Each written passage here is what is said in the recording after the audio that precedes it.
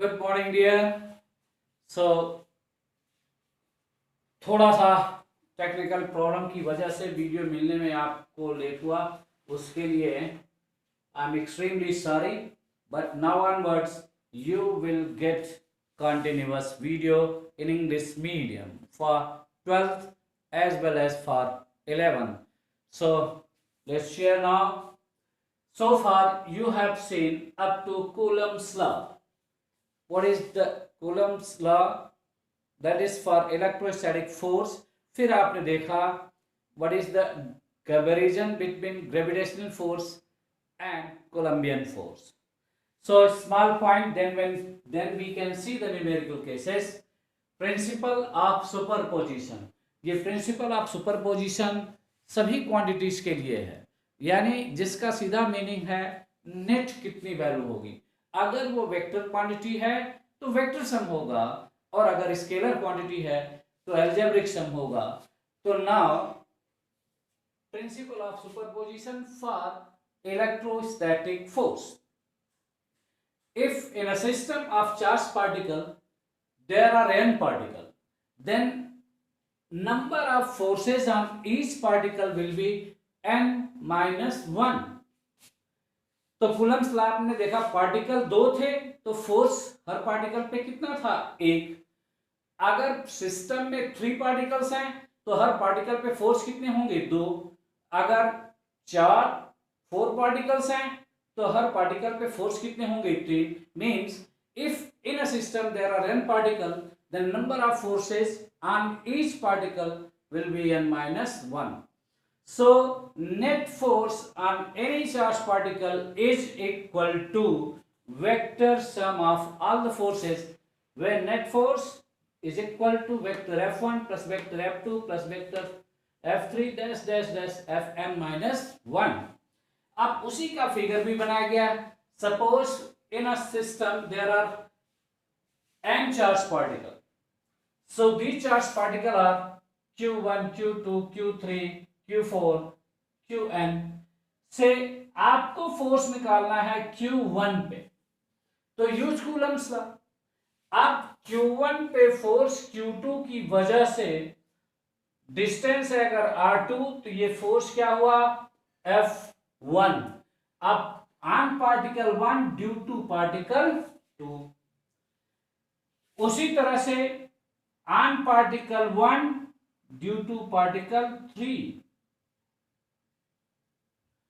On particle 1 due to particle 4, similarly on particle 1 due to charge particle n minus 1। अब इन सब का सम कर दो, तो इसे ही आपने कहा vector f1, this is said to be vector f2, this is said to be vector f3, and this is said to be vector fn minus 1। सबका वेक्टर सम कर दिया तो ये रिजल्टेंट फोर्स। इस point clear? Okay, see now the cases of numerical.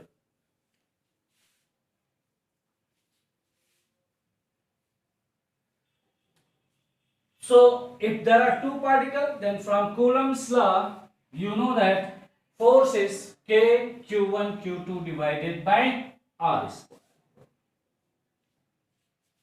If say this is charge q1, this is charge q2, and distance between these two is r. So from Coulomb's law, F is equal to k q1 q2 divided by r square. If more than one force, then principle of superposition, और principal of superposition ये कहता है net force is equal to vector sum of all the forces F. Now if I say your question is 3 charged particle, 3 charged particle of q coulomb placed at vertex of equilateral triangle.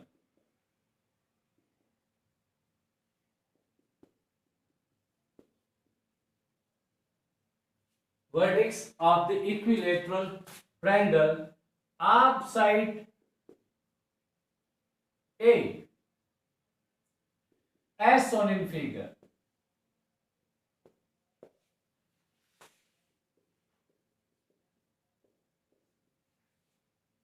So this is the figure. This is side vertex A, this is vertex B, and this is vertex C, and length of side is A. This is equilateral triangle. On this, charge Q is placed, here charge Q is placed, here charge Q is placed. So how much is the side A? Then force on vertex B, किसी भी vertex पे पूछा जा सकता है, या ए पे या बी पे या सी पे. अब सपोज बी वर्टेक्स पे जो चार्ज है, force on charge at vertex B.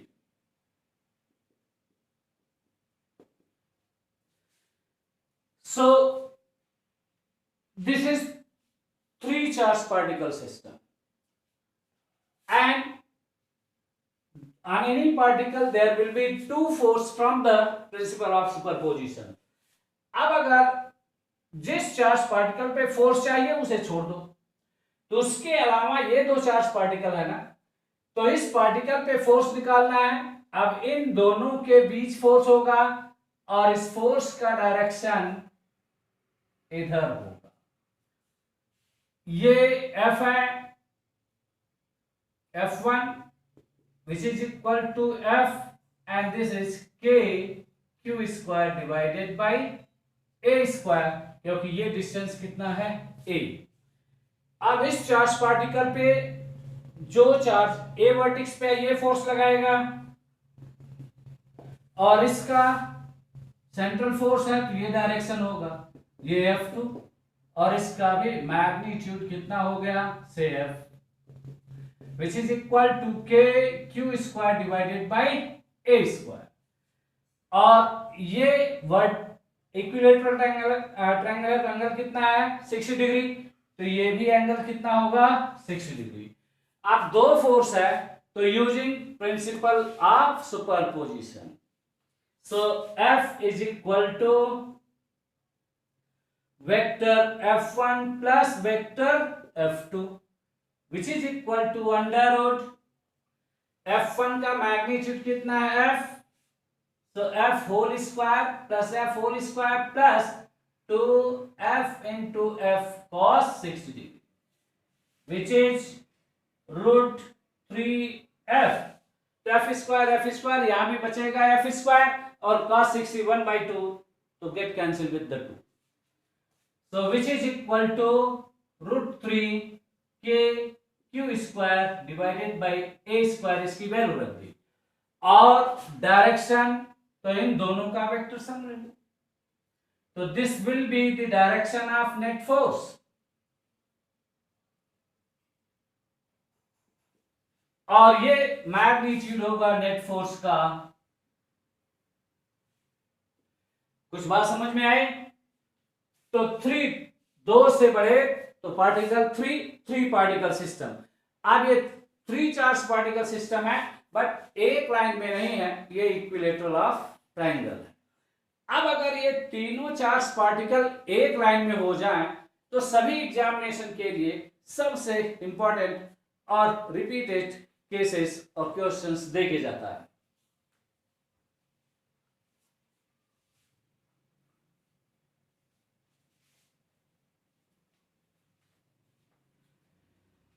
So 3 particle system which is linear, that means charged particles are in one line.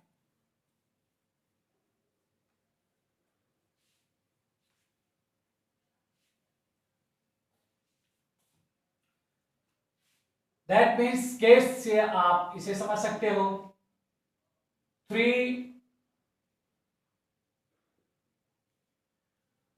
Charged particle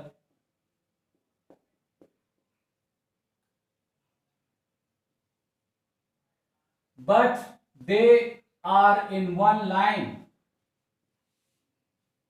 linear condition में.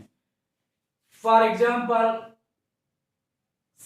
आपसे ये कहा जाए this is charge Q1, this is charge Q2 and mid point यहां बीच में कहीं भी x distance पे a total distance r.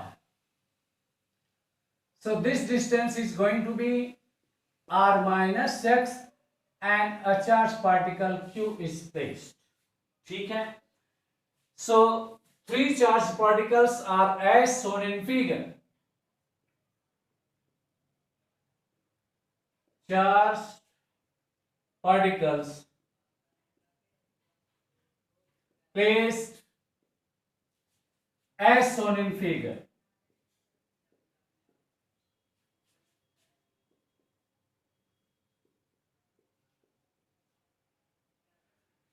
So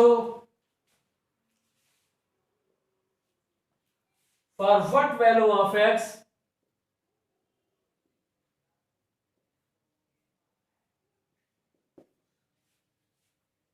charged particle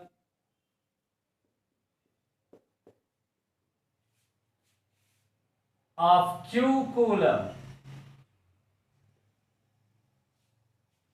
will be at rest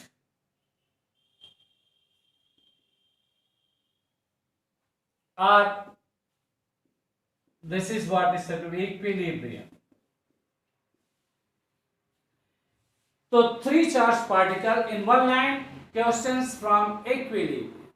और इक्विलिब्रियम का मतलब ही होता है कि net force acting on particle is 0. तो आप सबसे पहले देखें कि ये जो दो चार्ज पार्टिकल Q1 Q2 हैं, क्या ये सेम नेचर के हैं या अपोजिट नेचर. जैसे इस क्वेश्चन में Q1 और Q2 दोनों पॉजिटिव हैं. So first point, if Q1 and Q2 are similar nature as given in this question. अब आप देखें इस पे फोर्स चाहिए तो this is positive charge, this is से पॉजिटिव चार्ज, ये निगेटिव भी हो सकता है. अगर ये भी पॉजिटिव चार्ज है तो Q1 will ripple, so force due to Q1 will be away from the charge, whereas Q2 will also repel and force will be F2. So 3 particles charged in between will experience 2 force and they will be in opposite direction. So if Q1 and Q2 are similar nature, then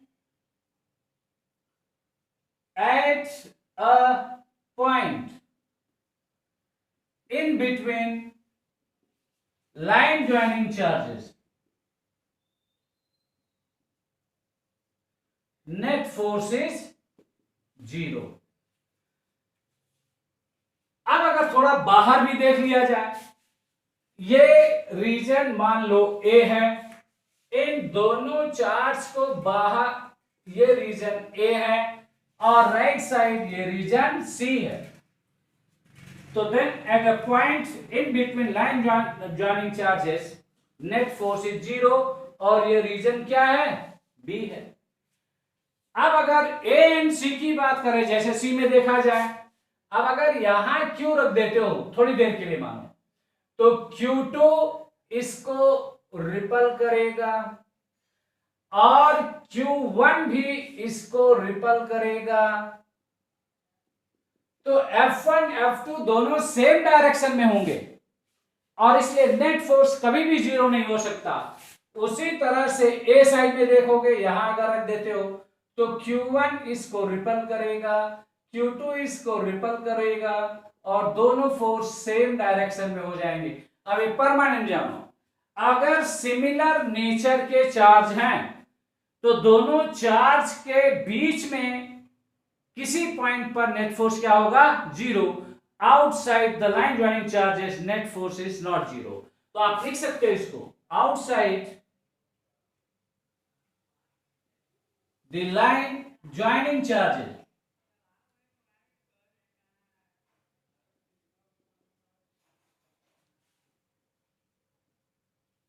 net force is not zero. सो इस समय इसके बीच में रखा गया है और यहां दोनों पॉजिटिव हैं तो नेट फोर्स जीरो होगा। अब इन दोनों फोर्स की वैल्यू, तो F1 is equal to direction opposite और F2 के मैग्नीट्यूड के बराबर हो जाए तो नेट फोर्स क्या हो जाएगा? जीरो। कहां से? From this case. तो F1 के Q1 into Q divided by x का whole square, that should be equal to minus K Q2 into Q divided by R minus x का होल स्क्वायर। K से K कटेगा, Q से Q कटेगा, जिसका meaning यह है कि सेंटर में जो चार्ज रखा गया है उससे कोई फर्क नहीं पड़ेगा और हेंस दोनों तरफ स्क्वायर रूट ले लो, taking square root both side. Condition for equilibrium यानी Q1 divided by under root Q1 बराबर होना चाहिए under root Q2 divided by R minus x। आप इसे क्वाड्रेटिक इक्वेशन बना के भी सॉल्व कर सकते हो, but that will be a lengthy process, वो टाइम कंज्यूमिंग होगा। क्या बात समझ में आई? यानी जब भी आइडेंटिकल चार्ज पार्टिकल है, चाहे दोनों पॉजिटिव हो चाहे दोनों नेगेटिव हो, तो दोनों चार्ज को ज्वाइन करने वाली लाइन के बीच में ही x डिस्टेंस पर नेट फोर्स जीरो होगा और x की वैल्यू यहां से निकाल सकते हो। अब देखते हैं, अगर दोनों चार्ज को ज्वाइन करने वाली लाइन के बाहर अगर कंडीशन है,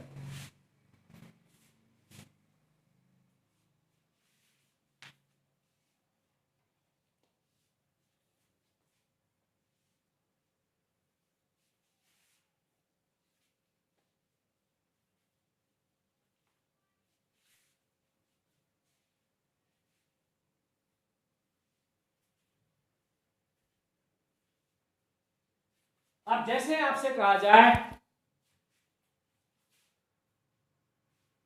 कि this is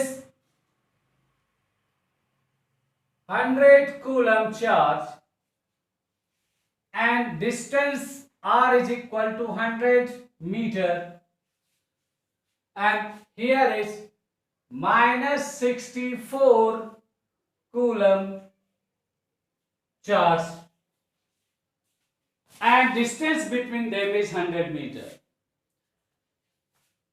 Now where should, in given figure,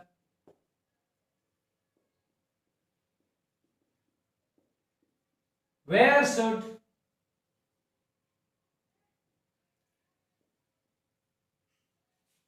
a charge of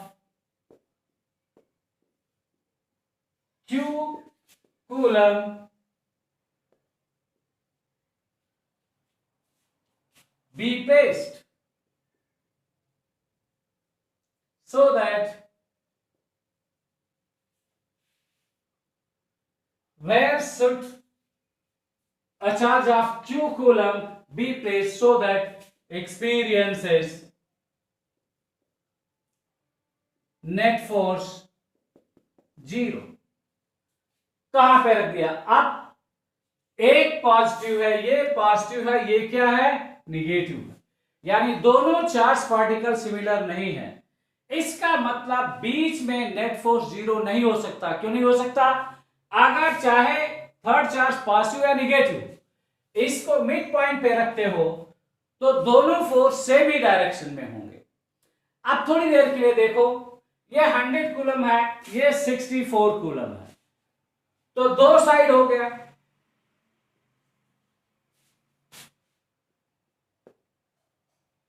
आप इधर भी नेट फोर्स जीरो हो सकता है, इधर भी नेट फोर्स जीरो हो सकता है, क्योंकि दोनों अपोजिट डायरेक्शन में होंगे। बट मिनिमम डिस्टेंस चाहिए, तो जो चार्ज का मैग्नीट्यूड कम है उस साइड में आपको चार्ज रखना होगा। So -64 coulomb has lesser magnitude than +100 coulomb. तो 64 कूलम, मान लो ये डिस्टेंस कितना है, x है, और यहां थर्ड चार्ज क्यू रख दिया। तो इस चार्ज से डिस्टेंस कितना होगा? ये r है, तो ये डिस्टेंस कितना हो जाएगा? r plus x। अब ये -64, अगर ये पॉजिटिव हो तो दोनों के बीच क्या होगा? अट्रैक्शन। ये फोर्स F1 है, और ये प्लस है तो इसको रिपल करेगा, और ये क्या हो जाएगा? Force F2। दोनों अपोजिट डायरेक्शन में होंगे, इसलिए नेट फोर्स क्या हो जाएगा? Zero. So charge Q will be in equilibrium।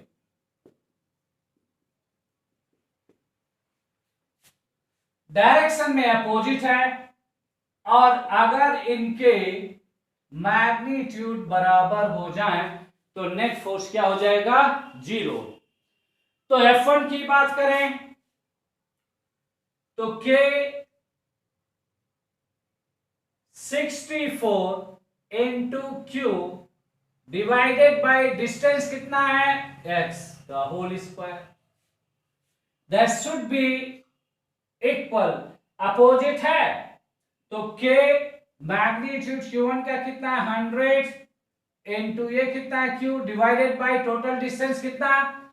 यहां तक का डिस्टेंस r है, और ये x, तो r प्लस x का होल स्क्वायर। K से K कट जाएगा, Q से Q कटेगा। अब taking square root both the side,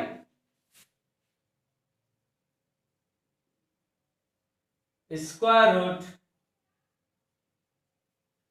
both side,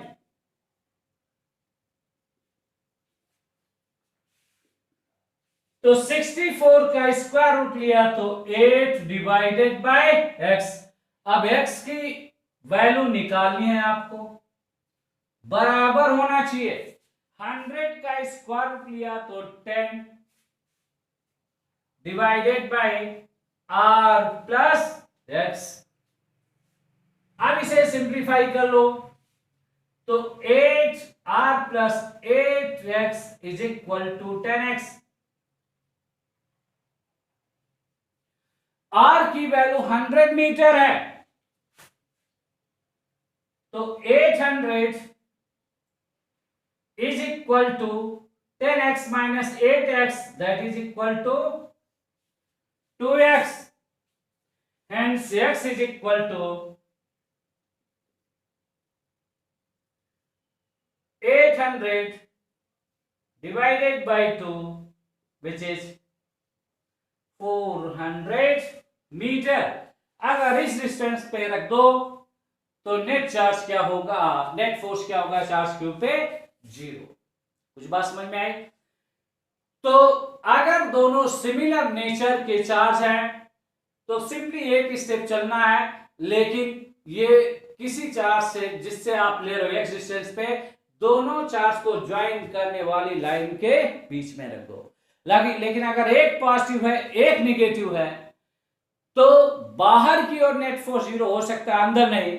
और उस तरफ थर्ड चार्ज को रखो जिस चार्ज का मैग्नीट्यूड कम है, चाहे वो पॉजिटिव हो चाहे वो निगेटिव। ये था किसी पार्टिकल के इक्विलिब्रियम की कंडीशन।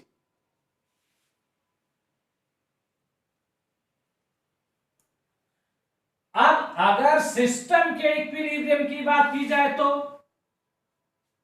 जब आप पार्टिकल के इक्विलिब्रियम की बात करें, that means net force zero होना चाहिए केवल उस पार्टिकल पे। लेकिन सिस्टम के इक्विलिब्रियम की बात करें, that means net force acting on all the particle is zero. तो system equilibrium means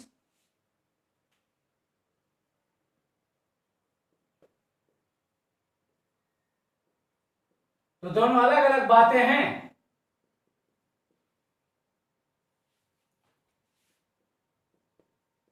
net force on all the particles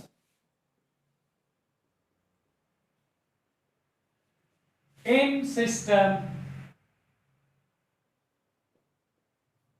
is zero. ये बिल्कुल वैसा ही समझो कि अगर एक घर में 10 मेंबर हैं तो एक हंस रहा तो 9 रो भी सकते हैं ना। तो एक का हंसना अलग बात है, और 10 लोग हैं तो 10 के 10 भी हंसे तो वो सिस्टम के लिए हंसना हो गया। तो जब आप सिस्टम के इक्विलिब्रियम की बात करें, यानी उस सिस्टम में जितने भी पार्टिकल उस पे नेट फोर्स क्या होना चाहिए, जीरो। बट आईआईटी मेडिकल सब में पूछा गया और सबसे रिपीटेड केस आपके सामने रख रहे हैं। जैसे क्वेश्चन है, this is charge particle Q coulomb, this is charge particle Q coulomb, place at distance R and this is mid point. Mid point का मतलब ये डिस्टेंस कितना हो गया, r/2, और यहां चार्ज q है। तो क्वेश्चन सिर्फ इतना है, for what value of charge q whole system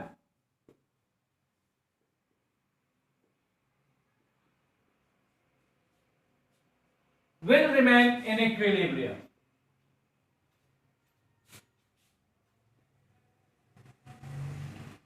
In equilibrium।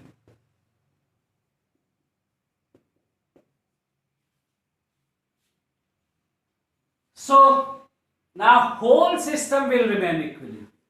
That means net force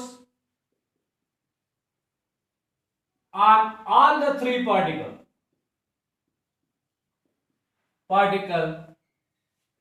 should be zero। तब तो ये सिस्टम इक्विलिब्रियम में होगा। अब 3 पार्टिकल सिस्टम है तो 3 ही पार्टिकल है, लेकिन 3 पार्टिकल सिस्टम में अगर किसी 2 पार्टिकल पर नेट फोर्स जीरो प्रूव कर दो तो इस बात की गारंटी होगी कि तीसरे पर भी नेट फोर्स जीरो। तो आपको तीनों पे नेट फोर्स प्रूव करने की जरूरत है। यहां तक कि जीरो लॉ ऑफ थर्मोडायनेमिक्स भी यही कहता है कि if system A is in thermal equilibrium with system B and system B is in thermal equilibrium with system C, then it is guaranteed system A will be in thermal equilibrium with system C। इसी तरह से 3 particle system है, अगर किसी 2 के ऊपर net force zero है then third particle will experience net force zero. इस कॉन्सेप्ट को अपनाते हुए आप पहले कोई भी 2 पार्ट, मान लो इस पार्टिकल को लेते हो, तो फोर्स ऑन चार्ज q। सो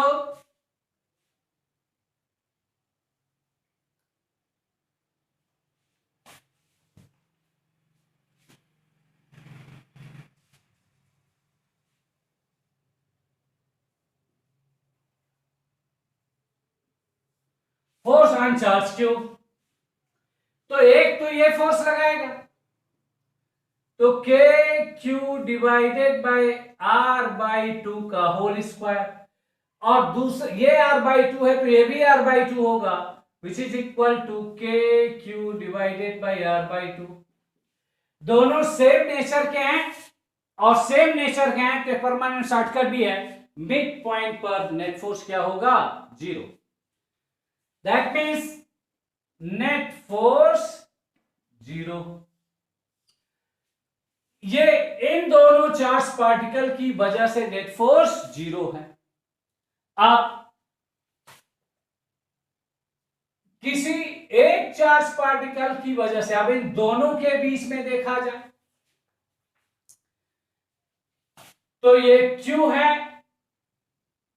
और ये स्मॉल q है, दोनों फोर्स लगा रहे हैं और दोनों अपोजिट डायरेक्शन में होना चाहिए। तो मिड पॉइंट पे जीरो प्रूव कर दिया। मान लो इस पे फोर्स जीरो प्रूव करना चाहते हो तो ये चार्ज पार्टिकल 2 मान लिया जाए, ये चार्ज पार्टिकल 1 है। तो Q की वजह से यहां फोर्स लगने वाला और दोनों के बीच रिपल्सन है, तो मान लो इसका डायरेक्शन ये है और ये पॉजिटिव है। पॉजिटिव पॉजिटिव दोनों में रिपल्सन होगा तो ये भी इधर ही होगा। अब अगर दोनों फोर्स सेम डायरेक्शन में हो जाएंगे तो इस पर नेट फोर्स जीरो नहीं होगा, यानी सिस्टम इक्विलिब्रियम में नहीं होगा। इसका मतलब क्या, ये जो चार्ज पार्टिकल है इसे अट्रैक्ट करना चाहिए और अट्रैक्ट करने के लिए इसका मैग्नीट्यूड क्या होना चाहिए, निगेटिव। इसका मतलब यह है ये Q है, इसमें कुछ किया ही नहीं जा सकता। तो ये चार्ज अगर माइनस Q हो जाए, ये r बाई टू डिस्टेंस पे है। अब ये प्लस और प्लस के बीच फोर्स ऑफ रिपल्सन F1। अब ये माइनस Q है और ये प्लस Q है तो ये इसे अट्रैक्ट करेगा और ये क्या होना हो जाएगा F2। अब ये दोनों अपोजिट डायरेक्शन में होंगे, डायरेक्शन अपोजिट है। अब अगर मैग्नीट्यूड बराबर हो जाए तो नेट फोर्स क्या हो जाएगा, zero. Hence for equilibrium F1 निकालें तो K Q into Q square divided by R square, क्योंकि इनके बीच डिस्टेंस कितना है, R, has to be equal to, अब ये माइनस Q होना चाहिए तो minus K small q into capital Q divided by R by two, ये डिस्टेंस है, is equal to whole square. K से K कटा और सिंप्लीफाई किया, इस Q से Q भी कटेगा तो Q is equal to minus capital Q divided by 4। शायद किसी भी एग्जाम का सबसे रिपीटेड केस है और आंसर ही इसका शॉर्टकट। तो case of equilibrium from three charge particle, ये ना भूले और ध्यान में रहना चाहिए, ठीक है।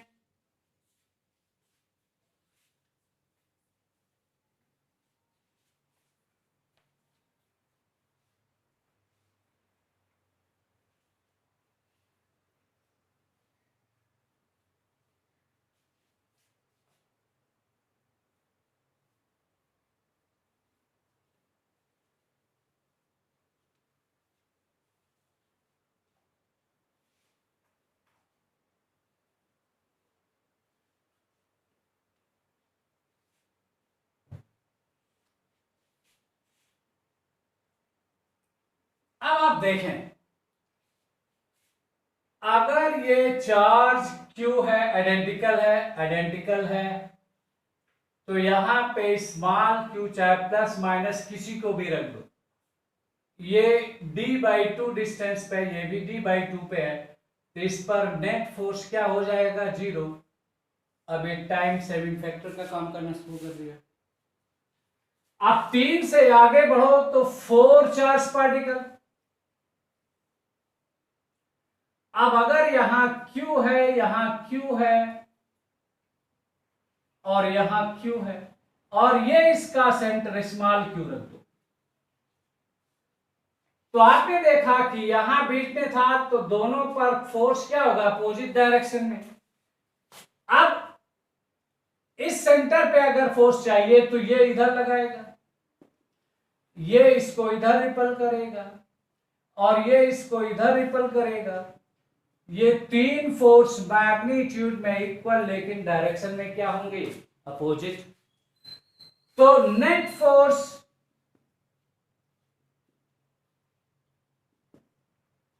Eight Q is equal to 0। अब 4 से आगे बढ़ो, 5 चार्ज, तो आप रेक्टेंगल ले लो या स्क्वायर ले लो। Q Q Q Q और सेंटर में रख दो स्मॉल q। तो ये चार्ज इसको रिपल करेगा इधर, तो ये चार्ज इसको रिपल करेगा इधर, ये F है और ये F है, तो दोनों एक दूसरे को कैंसिल कर देंगे। उसी तरह से ये चार्ज इसको इधर रिपल करेगा तो ये इधर रिपल करेगा, ये भी F है, ये भी F है।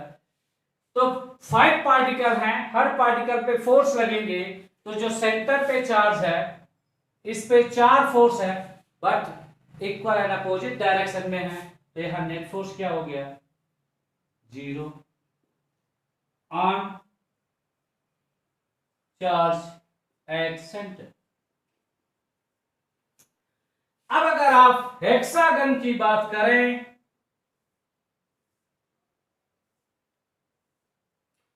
इधर चार्ज Q है, इधर चार्ज Q है, इधर चार्ज Q है, इधर चार्ज Q है, इधर चार्ज Q है, इधर चार्ज, और ये सेंटर है तो इधर स्मॉल q।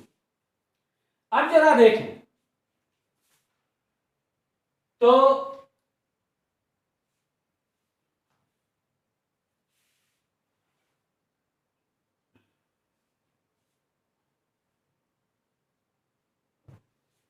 इस चार्ज की वजह से इस पे फोर्स किधर होगा, रिपल्सन नीचे की ओर, तो इस चार्ज की वजह से फोर्स ऊपर की ओर, ये एक दूसरे को कैंसिल कर देंगे।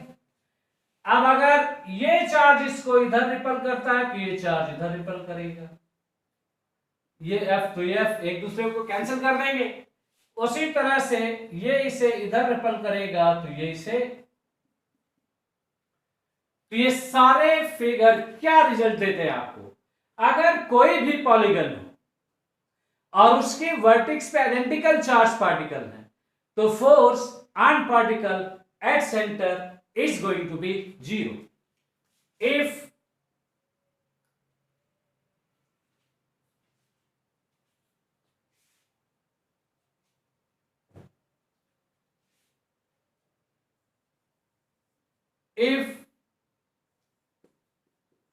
in a polygon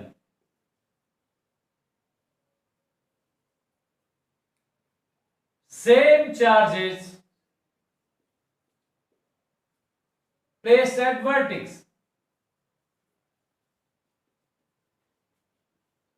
then net force on charge at center is equal to 0।